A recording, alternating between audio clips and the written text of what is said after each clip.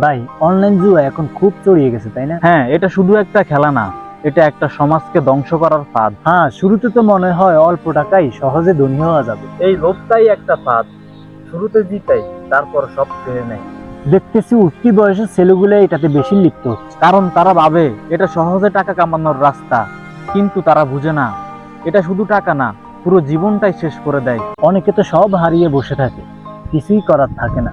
হ্যাঁ, পকেট ফাঁকা, মাথা গরম, পরিবারে অশান্তি, শেষে নিজের কাছে নিজেই হেরে যায়। এই জুয়া খেলে ধনী হওয়ার গল্প না, নিঃস্ব হওয়ার গল্পই বেশি শোনা যায়। আচ্ছা, মানলাম কেউ লাভ করলো, কিন্তু এই টাকা তো হারাম হবে, তাই না?